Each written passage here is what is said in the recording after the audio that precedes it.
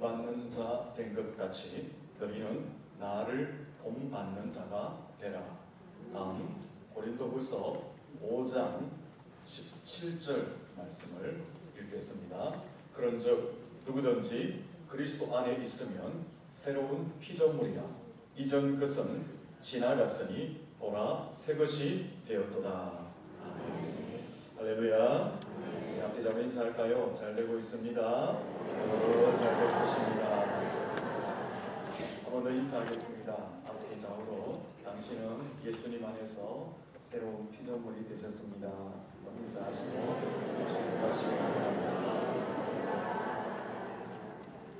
우리 다 새로운 피조물. 새롭게 안 보입니까? 어제 본 사람 오늘 또 보고 변한 게 없어 보입니까? 우리의 속사람은 예수님 안에서 새롭게 변화된 줄로 믿습니다. 옛말에 농사 중에 자식 농사가 가장 중요하다라는 말이 있습니다. 아무리 명예, 부귀, 권세를 얻었다 할지라도 자식을 자식답게 제대로 키우지 못하면은 가정의 불행, 부모의 불행이 되는 것입니다. 반대로 자식을 제대로 잘 키우면 가정과 부모의 행복이 배나 더하게 됩니다. 교회도 마찬가지입니다. 다음 세대를 잘 양육해서 믿음의 대를 이어가야 되는데 믿음의 대를 이어가지 못하면 그 교회는 소망이 없습니다. 교회뿐 아닙니다. 교회에서 다음 세대를 잘 세우지 않으면 그 사회와 세상에도 소망이 없게 되는 것입니다. 반대로 교회가 다음 세대를 양육해서 잘 세우면 그 교회는 물론이고 교회를 통해서 세워진 다음 세대를 통해서 그 사회와 세상도 소망을 갖게 되는 것입니다. 오늘보다 내일이 더 행복한 교회, 오늘보다 내일이 더 살만 나는 세상, 사회가 되게 되는 것입니다. 그래서 오늘은 주일학교 여름 행사를 앞두고 우리의 자녀, 우리의 다음 세대를 잘 키우기 위해서 다음 세대를 어떤 시각으로 보아야 할 것인가? 다음 세대를 무엇을 가르쳐야 할 것인가? 다음 세대를 어떻게 가르쳐야 할 것인가? 말씀을 드리려고 합니다. 아주 평범한 이야기를 하면서 함께 말씀을 나누고 우리가 신앙의 선배로서 혹은 주일학교 교사로서 혹은 부모로서 함께 공유하면서 다음 세대를 잘 세우고자 하는 다짐이 적용함으로 오늘보다 더 내일이 행복한 교회, 오늘보다 내일이 더 살만 나는 이 지역사회와 국가와 열방을 함께 만들어갈 수 있기를 예수님 이름으로 축원합니다. 옆 사람한테 인사하겠습니다. 다음 세대를 잘 양육합시다. 첫째는 교회에서 아이들을 바라볼 때에 유치부, 유초등부, 중고등부, 우리 청년부까지 그 아이들, 학생들을 바라볼 때에 어떤 시각으로 바라보아야 할까요? 요즘 좀 슬픈 현실인데요. 학교에서는, 학원에서는 더하죠. 학원에서는 아이들을 바라볼 때에 무엇으로 바라볼까요? 좀 슬픈 현실입니다.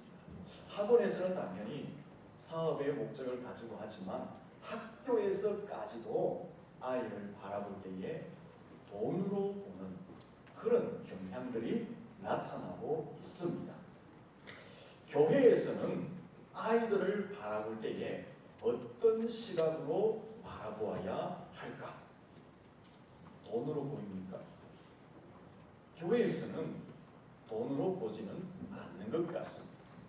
하지만 아이들을 어떻게 바라봅니까? 교회에서 가장 많은 소비를 하는 소비자로, 혹은 귀찮은 존재로, 시간과 물질을 빼앗아가는 애물단지 정도로, 혹은 교회의 일과 여러분 개인의 삶에 걸림돌이 되고 장애물이 되는 존재로 보고 있지는 않는가 하는 것입니다. 기독교인들은, 교회에서는, 교사들은, 신앙에 앞선 선배들은 교회에서 아이들을 볼 때에 이런 시각으로 보면 안 되고 무한한 가능성 덩어리로 바라보아야 합니다. 조각가 미켈란젤로가 뒤뜰에서 뒹굴고 있는 돌을 주목하여 쏘아보면서 이런 말을 외쳤습니다. 저거야, 다윗이야, 다윗이 나온다 소리를 쳤습니다. 왜 이런 소리를 쳤을까요? 쓸모없이 굴러다니는 저 돌덩이가, 돌멩이가 조각가의 손에 들려지면 위대한 작품 다윗상이 나오게 될 것을 보면서 뒹굴고 있는 돌멩이를 보고 저거야, 다윗이야, 다윗이 나온다라고 소리를 쳤던 것입니다. 여러분들도 아이를 볼 때에 이런 시각으로 바라볼 수 있어야 하는 것입니다. 아이를 볼 때에 다윗이 보인다, 모세가 보인다, 솔로몬이 보인다, 드보라가 보이고, 한나가 보이고, 베드로가 보이고, 바울 사도가 보인다라고 그런 시각으로 볼 수 있어야 하는 것입니다. 아이들을 볼 때 위대한 정치가가 보여지고, 교육가가 보여지고, 예술가가 보여지고, 스포츠 스타가 보여지고, 과학자가 보여지고, 수학자가 보여지고, 철학자가 보여지고, 하나님 앞에 귀하게 쓰임받을 믿음의 사람들이 여러분의 시각에서 보여져야 하는 것입니다. 아이들을 볼 때에 걸림돌로, 애물단지로, 장애물로 보여지는 것이 아니라 쓸모없는 존재, 별 볼 일 없는 존재, 소비자로 보여지는 것이 아니라, 혹은 아이들을 볼 때 무관심하게 보는 것이 아니라 바로 이런 무한한 가능성 덩어리로 아이를 볼 수 있어야 하는 것입니다. 왜 이런 시각으로 바라봐야 합니까? 쓸모없는 돌도 조각가의 손에 딱 붙들려지면 예술품이 나오는 것입니다. 시인의 손에 볼펜이 들려지면 위대한 시가 나오게 되는 것입니다. 하얀 백지가 화가의 손에 들려지면 아름다운 작품이 나오게 되는 것입니다. 마찬가지입니다. 아이들이 하나님의 손에 붙들리면 탁월하고 위대한 사람들로 세워지게 되는 것입니다. 그래서 아이들을 볼 때는 무한한 가능성 덩어리로 볼 수 있어야 하는 것입니다. 아이들뿐 아닙니다. 여러분 자신을 향해서도, 여러분 자신을 바라볼 때 나는 무한한 가능성 덩어리다, 그런 믿음의 눈으로 볼 수 있기를 축원합니다. 나 자신으로는 할 수 없지만 하나님이 나를 붙들어 주시면 하나님 앞에 탁월하고 위대하게 존귀하게 쓰임받게 될 줄로 믿습니다. 그러므로 기독교인들은 자신을 바라볼 때도 마찬가지고 아이들을 바라볼 때도 무한한 가능성 덩어리로 보아야 합니다. 왜? 하나님이 붙들어 주시면 가능하기 때문에 그런 줄로 믿습니다. 아이들이나 우리 모두는 흙 한 덩이로 만들어진 연약한 존재들입니다. 깨어지기 쉬운 존재들입니다. 상처받기 쉬운 존재들입니다. 사실은 흙 한 덩이기 때문에 별로 가치 있지도 않습니다. 하지만 무한한 가능성을 가진 존재들인 줄로 믿습니다. 우리 자체는 흙 한 덩이에 불과하지만 이 흙 한 덩이를 하나님이 붙들어 주시면 위대하게 쓰임받게 될 줄로 믿습니다. 여러분 자신도, 그리고 여러분의 자녀들, 우리의 다음 세대를 바라볼 때 하나님 손에 붙들리면 위대한 가능성을 나눌 수 있는 그런 존재로 바라볼 수 있기를 축원합니다. 이제 아이들을 바라볼 때 어떻게 봐야 됩니까? 아이고 속 썩이는 놈, 저는 좀 길을 들여줘야 되겠다, 이런 것도 필요하겠지만 아이들을 바라볼 때에 크게 될 놈, 위대하게 될 놈, 역사의 주역이 될 놈, 놈이라고 해서 좀 죄송합니다. 창대케 되고 왕성케 되고 마침내 거부가 되어서 존귀하게 쓰임받을 하나님의 사람, 축복의 통로, 기적의 통로, 은혜의 통로, 예수 그리스도의 사랑을 전하는 사랑의 통로가 될 존귀한 존재로 여러분의 눈으로 볼 수 있기를 축원합니다. 아이들을 바라볼 때 뒤로 넘어져도 뭐가 안 깨질로? 뒤로 넘어져도 코가 깨지잖아요. 근데 우리 아이들은 뒤로 넘어져도 코가 안 깨져요. 앞으로 넘어지면 땅이 보이니까 금덩이를 줄로 이렇게 좀 더 긍정적으로 아이들을 바라볼 수 있기를 축원합니다. 자, 그러면은 이 아이들이 크게 쓰임받고 위대하게 되려면 하나님의 손에 붙들림을 받아야 되잖아요. 아이들 자체는 약하단 말이에요. 어떻게 하면 하나님의 손에 붙들림을 받을 수 있을까? 누가 이 아이들이 하나님의 손에 붙들리도록 그 역할을 해줄 것인가? 라는 것입니다. 누가 하나님의 손에 아이들이 붙들리도록 그 역할을 할 수 있습니까? 먼저 앞선 세대, 교사들, 부모들이 그 역할을 해주어야 하는 것입니다. 그래서 저는 앞선 세대를 혹은 교사들을, 부모들을 다리와 같은 사역을 하는 사역자라고 말하고 싶습니다. 어느 기자가 유대교 학교에 가서 유대 청년들에게 질문을 던졌습니다. 너희들이 가장 존경하는 인물이 누구냐? 유대 청년들이 나는 랍비를 가장 존경합니다 라고 말했습니다. 왜? 이 랍비는 그들의 종교 지도자입니다. 왜 랍비를 존경하느냐 라고 물었을 때에 그 유대 청년들이 이렇게 대답했습니다. 그에게 가면 답이 있습니다. 자신과 지혜 사이에, 자신과 인생 사이에, 자신과 하나님 사이에 답이 있습니다. 그에게 가면 모든 답을 풀어줍니다. 그래서 우리는 랍비를 존경합니다 라고 대답을 했습니다. 결국 랍비는 어떤 역할을 했습니까? 청소년과 인생 사이에, 청소년과 하나님 사이에 다리 역할을 해주었다라는 것입니다. 우리 신앙의 선배들이, 교사들이 혹은 부모들이 아이들에게 이런 역할을 할 수 있기를 축원합니다. 답을 주는 앞선 세대가 되어야 하는 것입니다. 다른 말로 하면 다리가 되어주는 역할을 감당해야 하는 것입니다. 누구와 누구 사이, 예수님과 아이들 사이에, 교회와 학생들 사이에, 인생과 학생들 사이에, 삶과 학생들 사이에, 신앙과 학생들 사이를 연결해주는 다리 역할을 앞선 세대가, 교사들이, 부모들이 해주어야 한다라는 것입니다. 이 다리 역할을 잘해주면은 우리의 다음 세대는 누구에게 붙잡히겠습니까? 하나님께 붙잡히게 되는 것입니다. 하나님께 붙잡히면은 위대하게 쓰임받을 수 있게 될 줄로 믿습니다. 다리라는 것은 어떤 것입니까? 마을과 마을을 연결해주는 연결고리입니다. 때로는 사람과 사람 사이, 풍습과 풍습 사이, 때로는 언어, 사상, 문화 이런 것들도 연결시켜주는 것이 바로 다리입니다. 다리는 바로 그런 역할을 하는 것입니다. 오늘 앞선 세대가, 우리 교사들이, 부모들이 하나님과 학생 사이에서 이런 다리 역할을 할 수 있어야 하는 것입니다. 아이들이 하나님하고 자신 사이를 연결하기만 하면, 하나님의 손에 붙들리기만 하면 아이들의 인생은 변화될 줄로 믿습니다. 그러면 다리 역할을 잘 하려면 어떻게 해야 될까요? 다리 역할을 잘 하려면 저는 오늘 좀 평범한 이야기를 한다고 말씀드렸습니다. 아이들의 코를 풀어주면 됩니다. 옆 사람한테 인사하십시오. 아이들의 코를 풀어주자.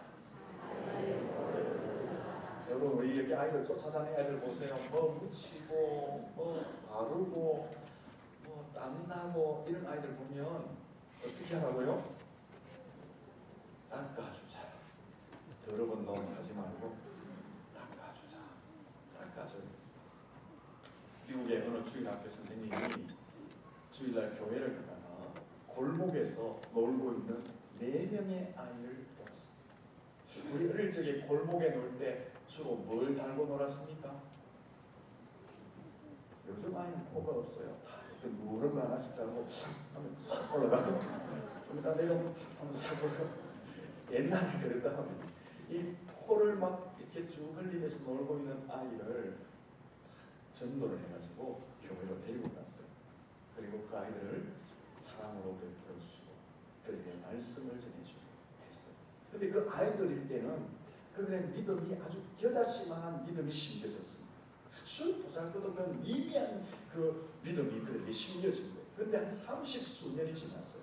30수년이 지났는데 이 선생님에게 4통의 생일 축하 전보가 날아간 거예요.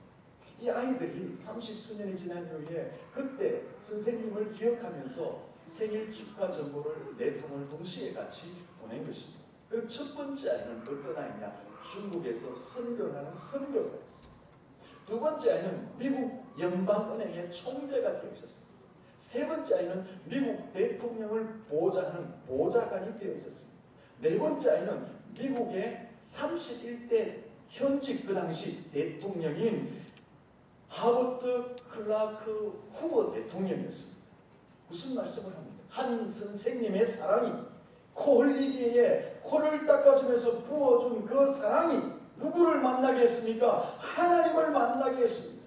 그들이 하나님을 만나니까 위대한 사람으로 세워지게 된 줄로 믿습니다. 앞선 사람은 무엇을 해야 되느냐? 아이들의 코를 닦아주는 역할을 해야 한다라는 것입니다. 코를 닦아준다는 것은 어떤 의미가 있습니까? 아이들의 상처, 아픔, 눈물, 더러움, 숨기고 싶은 그런 이야기들, 마음의 소원들, 인생의 계획들, 그것을 알아주고 이해하고 품어주는 것을 말합니다. 예수 그리스도의 사랑을 베풀어주는 것을 이야기하는 것입니다. 그렇게 아이들의 코를 닦아주면 아이들은 예수 그리스도를 만나게 된다는 것입니다. 요즘에 아이들 한번 보세요. 우리보다 훨씬 잘 먹어서 덩치는 훨씬 큽니다. 하지만 덩치만 클 뿐이지 그 아이들의 실제적 육체적 건강과 정신적 건강은 많이 약합니다. 요즘 아이들 자세히 보세요. 우리보다 훨씬 좋은 환경에 살고 있지만 그 아이들 마음을 줄 곳이 없습니다. 정을 줄 곳이 없습니다. 그 아이들이 찾아가서 인생의 문제를 풀어놓을 곳이 별로 없습니다. 앞선 세대가 그 아이들의 코를 닦아주는, 그 아이들의 아픔과 상처와 인생을 이해하고 품어주는 그 역할, 그리스도의 사랑을 그들에게 베풀어주는 그 역할을 해야 할 줄로 믿습니다. 그러면 앞선 세대가 교사들이 부모들이 그 아이들의 코를 풀어주면요, 그들의 모든 것을 품어주면요, 우리의 품속에서 그들은 하나님을 만나게 되고 하나님의 손에 붙들리게 될 줄로 믿습니다. 다시 한번 인사하겠습니다. 코를 잘 풀어주자. 그리고 아이들에게 또 해야 될 것이 있습니다. 칭찬을 해야 됩니다. 칭찬을 많이 하는 신앙의 선배들, 교사가 될 수 있기를 축원합니다. 칭찬을 왜 해야 됩니까? 왜 칭찬해야 되죠?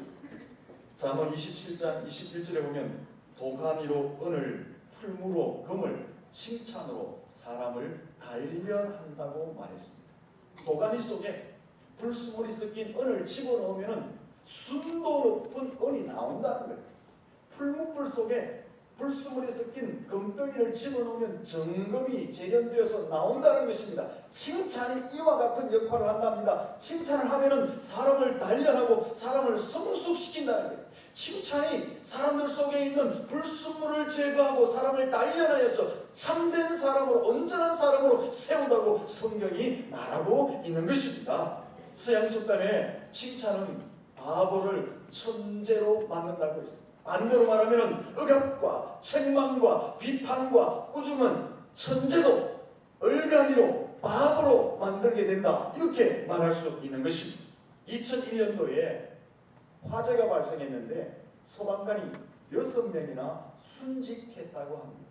그런데 그 화재의 범인을 잡아보니까 그 집 주인의 아들이었습니다. 왜 방화를 저질렀냐고 물어보니까 자기 어머니가 밤늦게 들어와서 꾸중을 했다는 거예요. 그래서 화가 나서 홧김에 불을 질렀다는 거예요. 그 꾸중이 그렇게 만들고 말았어요.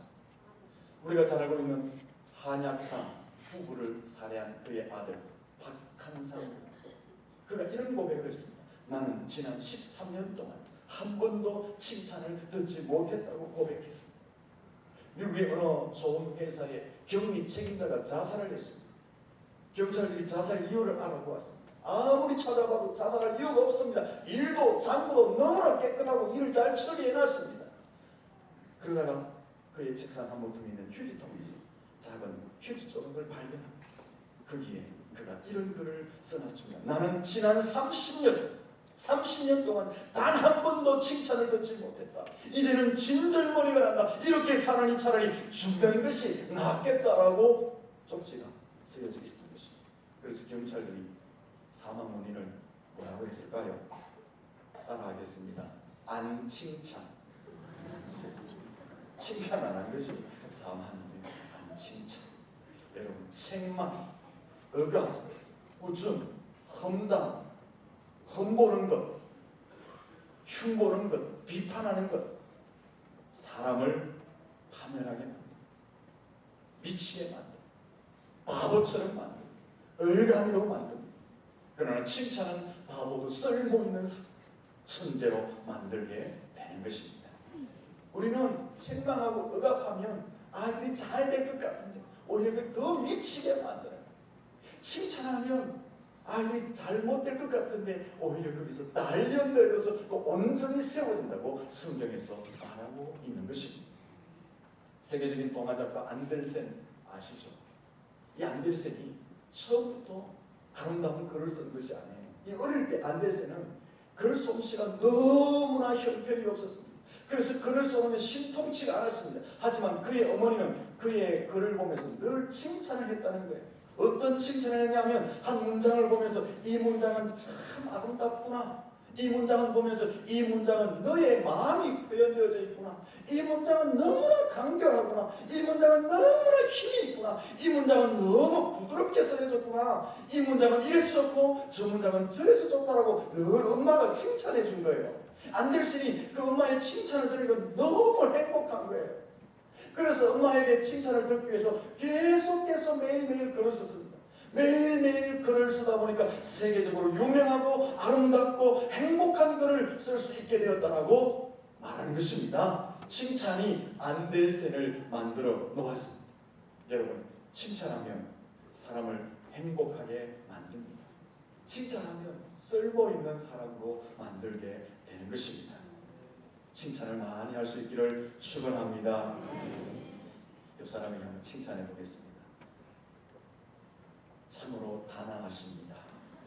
우아하십니다. 기품이 있어 보입니다. 은혜스러워 보입니다. 믿음 충만해 보입니다. 짜증납니까? 왜 시키냐 짜증납니까? 여러분 보십시오. 이렇게 칭찬하고 격려하고 이렇게 높여주면요, 하는 사람도 기분 좋고 듣는 사람은 훨씬 행복해지게 되는 것입니다. 칭찬은 제가 이런 말을 드렸습니다.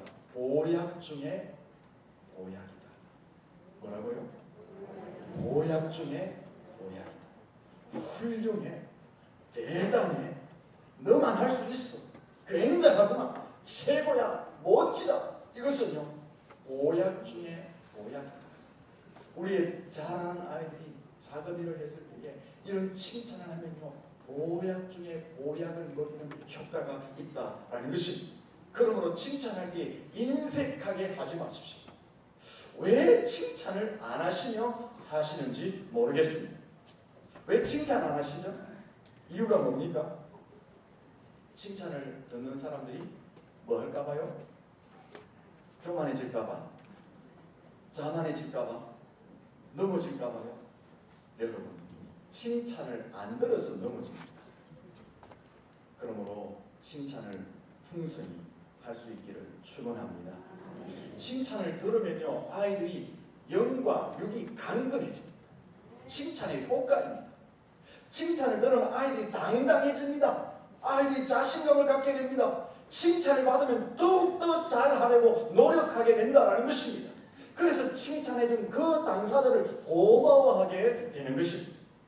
칭찬할 때 인색해하지 마시고 칭찬을 적극적으로 할 수 있기를 축원합니다. 칭찬을 어떻게 하라고요? 적극적으로 화끈하게 칭찬해야 됩니다. 우리 예수님도 칭찬할 때 화끈하게 하셨습니다. 요한을 보면서 아이가 사람이 낳은 사람 자중에 이보다 더 큰 이가 없다고 예수님이 칭찬을 하셨습니다. 백부장의 믿음을 보면서 이만한 믿음을 가진 자를 내가 만나보지 못했다고 칭찬했습니다. 가난한 여인을 보면서 내 믿음이 크다고 말씀하셨고, 옥합을 깨뜨린 여인을 보면서 예수님이 온 천하에 복음이 전파되는 곳에는 이 여인이 행한 일도 기념하여 알게 되리라고 예수님이 칭찬해 주었습니다. 예수님이 칭찬을 화끈하게 하신 것처럼 우리들도 다음 세대 아이들에게 칭찬을 화끈하게 할 수 있기를 축원합니다. 칭찬하면 바로 쓰게 되어 있습니다. 여러분, 요즘 유치부 아이들이나 유초등부 아이들이 저를 많이 따라다니잖아요. 제가 얼마 전에는 말도 겨우 하는 한 3살 된 이 아이에게 좋은 것을 가진 수단을 다 그려서 하면서 목사라고 부르지 말고 오빠. 며칠 동안은 나를 비웃더라고요. 네가 무슨 오빠냐. 근데요, 우리나라 왔으면 저보고 오빠. 그리고 어제는요, 저 멀리서 나를 보더니만 소리는 안 치고 입술로만. 잘해주면요, 아이들이 이렇게 신이 나는 거예요. 아이들은 한대로 제가 오빠가 됐어요. 근데 이런 아이들을 섬기고 칭찬하고 잘해주는 거는요, 이런 것은 마귀의 세계는 얼마나, 사단의 세계는 흠을 보고 비난하고 책망하고 이렇게 하나 봐요. 그렇게 하면 결국 누구를 못 만납니까? 하나님을 못 만나요. 하나님을 못 만나면 파멸하게 되는 것입니다. 우리나라 사람들이 제일 안 되는 것 중에 하나가 뭡니까? 남을 칭찬하는 것, 세워주는 것. 이거 참 인색합니다. 그러면서 잘하는 것이 있어요. 우리나라 사람들은 뭘 잘합니까? 흠집내는 것, 깎아내는 것. 참 안타깝습니다. 이런 사회, 이런 민족, 이런 국가에는 소망이 없습니다. 아울러서 이런 주일학교, 이런 교회도 소망이 없게 되는 것입니다. 사람을 세워주고 칭찬할 때 그곳에 소망이 싹트게 될 줄로 믿습니다. 이런 말 한번 드렸죠. 찬 운동. 다음 따라하겠습니다. 찬 운동. 이게 뭐라고요? 노래 부르는 하루 3명 이상에게 한 번씩 뭐 하는 거예요? 칭찬. 이제 교회 오면 이 찬 운동을 했으면 좋겠습니다. 아이들을 바라볼 때, 볼 때마다 그 아이의 모습을 보면서 칭찬. 성도님을 볼 때마다 칭찬. 교회 올 때마다 한 사람이 3번씩만 칭찬하면 교회 분위기가 어떻게 되겠습니까? 여기 300 수십 명이 모여서 예배드리는 우리 어른들만 한 사람이 3번씩 칭찬하면 1000번이 넘어가. 온통 교회가 칭찬 현장으로 바뀌어질 줄로 믿습니다. 그런 곳에 소망이 있는 거예요.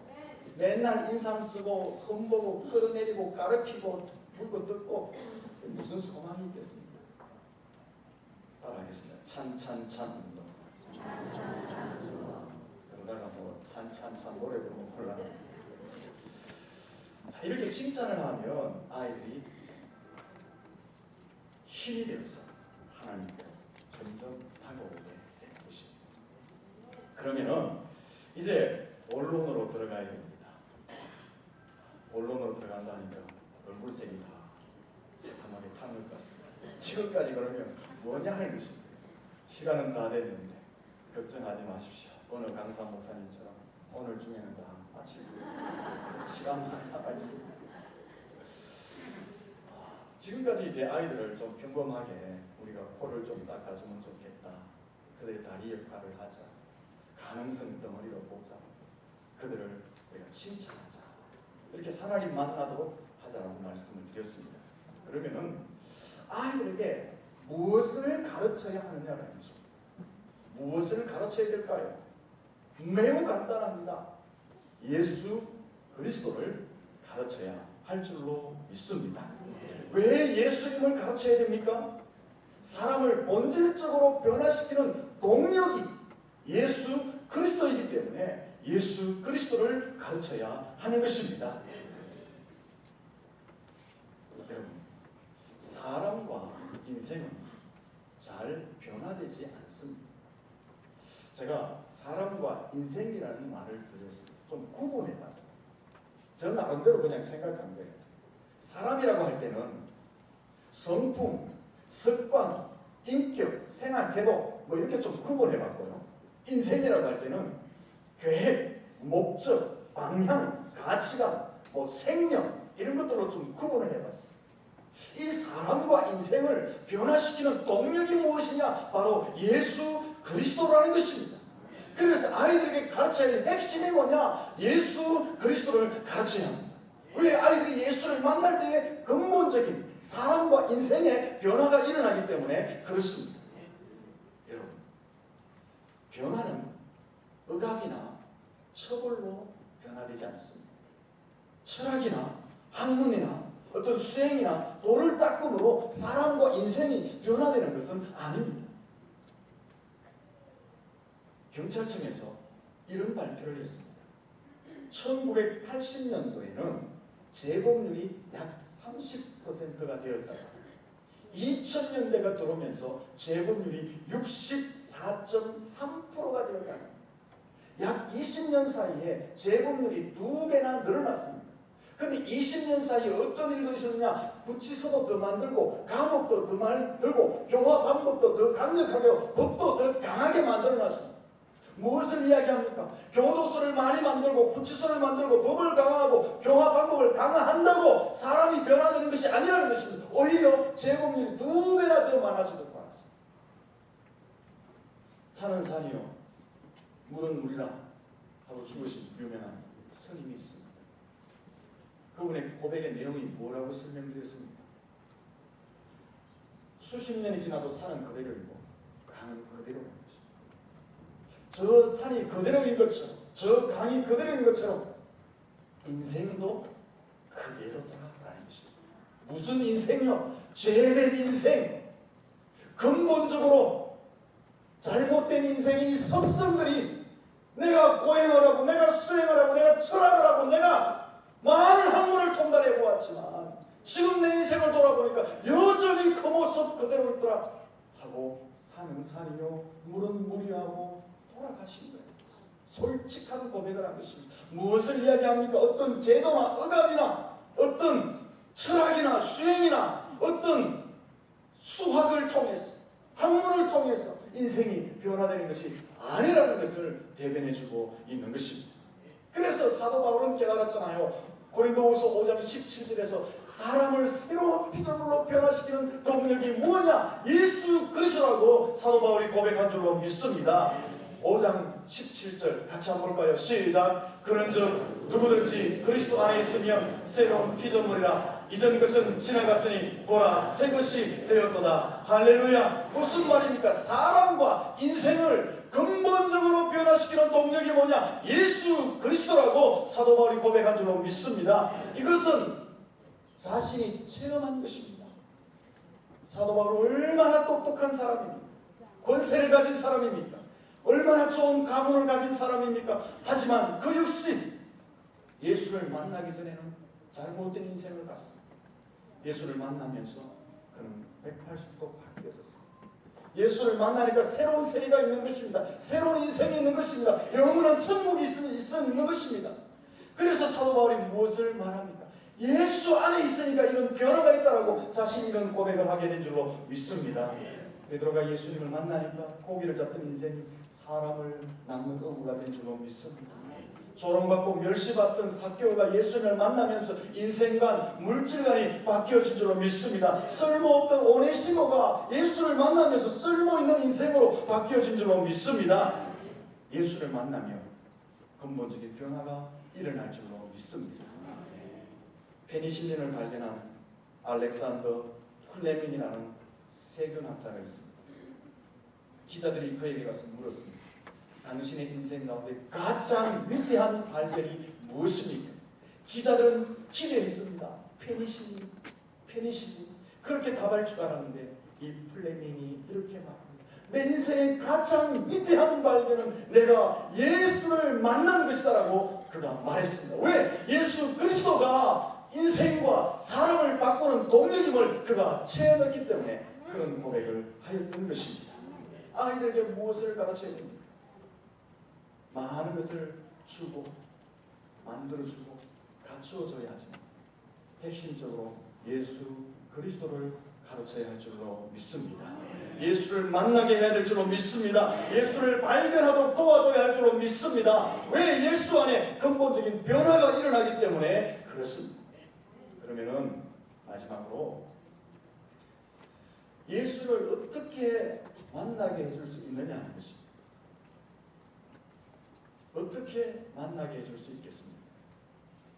우리의 지식과 우리의 말자랑과 우리의 물질과 좋은 환경을 갖추어 주므로 예수를 만나게 해줄 수 있을까요? 필요한 것들입니다.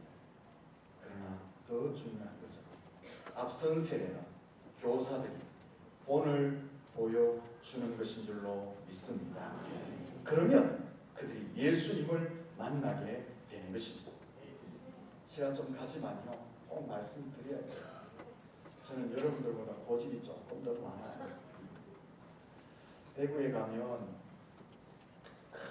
큰 교회에 원로 목사님이 계세요. 그분은 지금 돌아가셨어요. 근데 그분 얼마나 유명한지 몰라요. 그런데 그분의 자녀들 중에 교회 안 가는 자녀가 있대요. 대구에 또 큰 교회를, 그 당시는 엄청난 큰 교회죠. 큰 교회를 손수 혼자 감당한 장로님이 계세요. 근데 그 장로님 아들 중에도 교회를 안 가는 사람이 있다. 이 근처에 유명한 기도원을 경영하는 장로님이 있어요. 얼마 전에 어떤 분이 저한테 그런 이야기, 그 장로님 자녀 중에도 교회 안 가는 사람이 있습니다. 그렇게 말합니다. 왜 그럴까요? 몸이 안 되니까. 사역은 잘했을 줄 모르지만 가정에서 그 아이들에게 몸이 안 되니까 교회를 안 가는 거예요. 사랑하는 성도 여러분, 아이들에게 가장 좋은 교육은 지식도 말자랑도 물질도 좋은 환경을 갖추어주는 것도 아니라 직접 본을 보여주는 것인 줄로 믿습니다. 이 교육의 대가는 바로 예수님이십니다. 예수님은 모든 것을 본을 보여주셨습니다. 그 다음에 바로 사도 바울이었습니다. 그래서 고린도전서 11장 1절에서 사도 바울이 이런 말을 했습니다. 같이 한번 읽어보겠습니다. 시작. 내가 그리스도를 본받는 자 된 것 같이 너희는 나를 본받는 자가 되라. 바울은 이 말을 하면서 어떤 우월감이나 어떤 교만이나 자랑으로 한 것이 아닙니다. 실제로 바울은 모델의 모습으로 본을 보여주었기 때문에 이런 말을 자신 있게 할 수 있었다라는 것입니다. 사도 바울이 어떤 심정인지 아세요? 이런 마음으로 하는 거예요. 너희 눈에 예수님 안 보이잖아. 그래서 그 예수님을 닮아내니까 어렵잖아. 그 예수님, 눈에 안 보이는 예수님 보지 말고 예수 닮으려고 애를 쓰는 나를 봐라. 나를 본받아가면 예수를 본받아갈 수 있다. 사도 바울이 지금 그런 심정으로 이야기하는 거예요. 여러분 다음 세대, 여러분 자녀들에게 안 보이는 예수를 어떻게 보여주려 합니까? 어떻게 가르치려 합니까? 여러분 행실을 잘못하면서 안 돼요.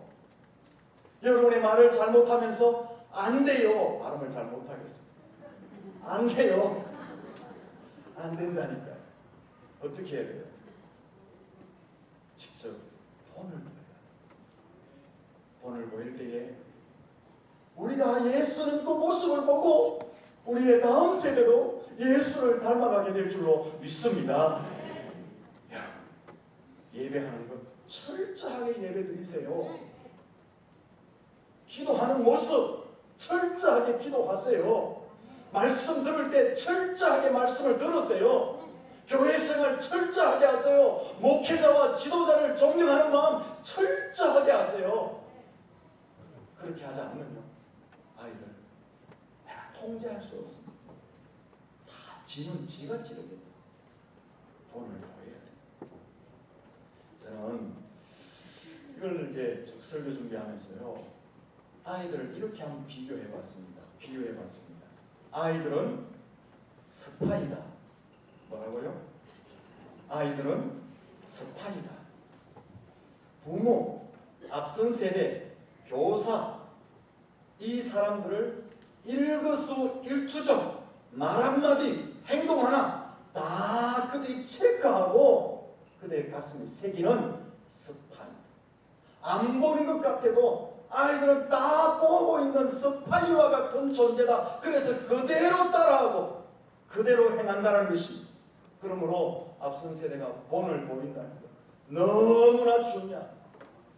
삶을 통해서 본을 보여줘야지만 그들에게 예수를 심어줄 수 있게 되는 줄로 믿습니다. 결론을 내리겠습니다. 다음 세대가 안 튼튼하면요, 소망이 없습니다. 가정도, 교회도, 국가도 다음 세대가 안 튼튼하면 소망이 없습니다.